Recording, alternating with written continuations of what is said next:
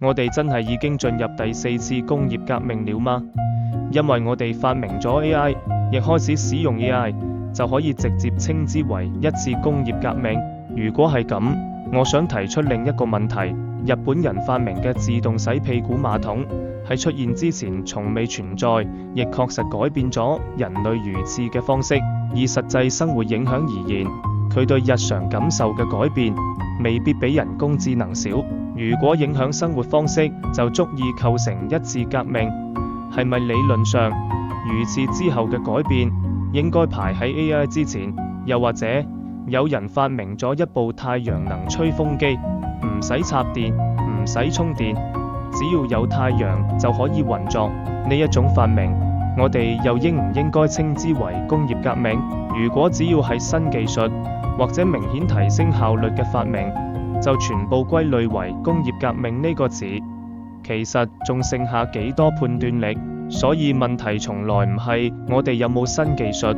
真正嘅問題係呢啲技術有冇真正改變我哋作為人嘅感受方式。其實前三次工業革命唔使由科技史入手，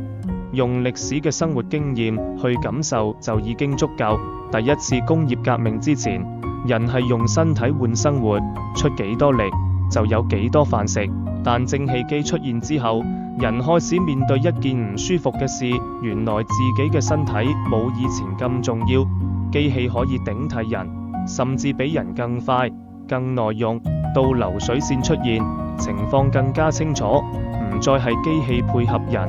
而係人開始追住機器嘅速度生活。第二次工業革命係電力，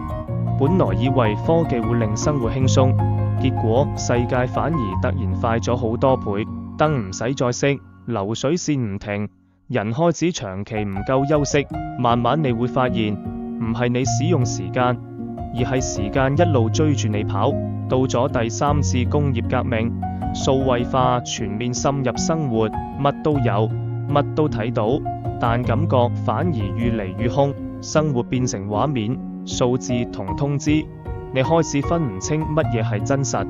乜嘢只係熒幕入面嘅感覺。其實回頭睇，每一次工業革命，真正改變嘅都唔係機器本身，而係人一步一步工作點樣失去對身體、對時間、對感覺嘅主導權。去到 AI 呢一刻，生活確實變得更方便，但空洞感亦變得更明顯。你開始面對一個問題：自己仲值唔值錢？唔係因為唔努力，而係你而家努力緊嘅能力可能好快就唔再被需要。你打開電腦，輔助工具愈出愈多，舊版本未理解，新一代已經出現。問題唔在於學唔學得到，而係根本冇時間學晒。於是你開始唔敢停，因為一停低就好似會被取代。時間亦唔再係過得快，而係被切碎。你成日都覺得自己好多嘢做，但又好似永遠做唔完。你想專心，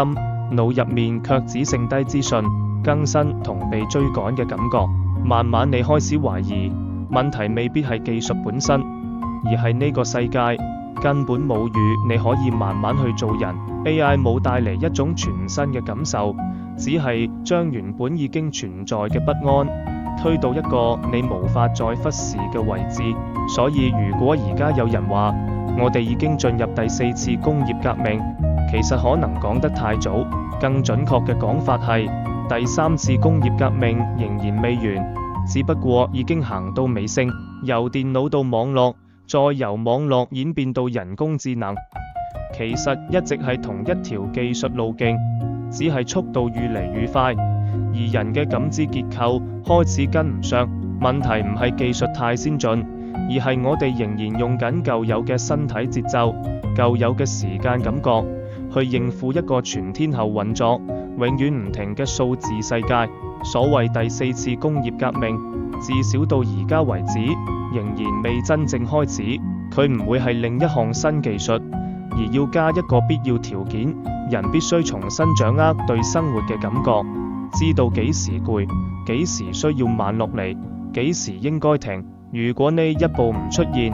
第三次工業革命只會無限延長，科技會越嚟越強，而人就會越嚟越攰，亦愈嚟愈唔清楚自己究竟為乜而忙，因為技術嘅出現只代表改變嘅可能性，而唔係革命本身。真正嘅轉折發生喺人發現自己已經無法再用舊有方式生活嘅時候，當舊嘅節奏同習慣失效，人被迫重新調整感知同生活方式，革命先至真正開始。